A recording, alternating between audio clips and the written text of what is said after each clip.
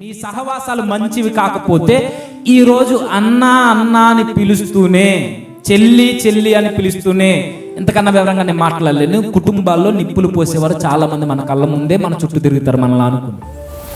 ఎప్పుడైతే దేవుని వాక్యము, భయము, భక్తి, సన్నిధి ఇవేమీ తన జీవితంలో లేవో అలాంటి వారితో మీరు సహవాసం చేస్తే మీ జీవితమే కాదు, మీ కుటుంబాలు కూడా నాశనం అయిపోతాయి. మరి ఎవరుండాలి మనకు స్నేహితులు అంటే? ఇదిగో ఒక యోహాను లాంటి స్నేహితుడు ఉండాలి. ఎవరుండాలి స్నేహితులు అంటే? ఒక ప్రభువు లాంటి స్నేహితుడు, ప్రభువే స్నేహితుడుగా ఉండాలి మనకి. నీకు మంచి స్నేహితుడు ఎక్కడ దొరుకుతున్నా వాడితో టచ్లో ఉండు. ఎక్కడున్నా సరే, యోహాను గారిది, ఆంధ్రేయ గారిది పక్క ఇల్లులేం కాదు ఉండడానికి.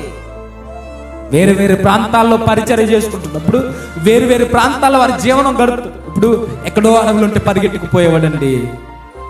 ఎక్కడ మంచి సహవాసాలు జరుగుతాయో అక్కడ స్నేహితులు ఎత్తుక్కోండి. మరి ఎక్కడ దొరుకుతాయంటే? ఎక్కడ దొరకవు, దేవుని సన్నిధిలోనే దొరుకుతాయి. ఎక్కడ దొరకవు మీకు మంచి సహవాసాలు? దేవుని సంఘంలోనే దొరుకుతాయి.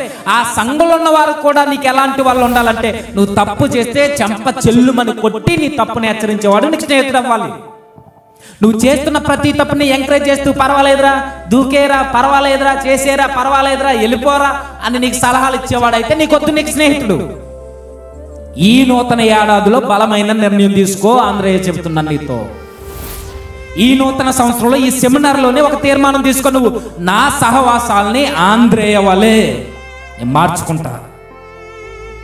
నా సహవాసం ప్రార్థన పరులతో, నా సహవాసం భక్తి పరులతో, నా సహవాసం దైవ సేవకులతో, నా సహవాసం దేవుడు దేవుడు అని తిరిగే ఒక వ్యక్తులతో, మంచి వ్యక్తులతో, వారితోనే నా సహవాసం. నేను తీసుకో.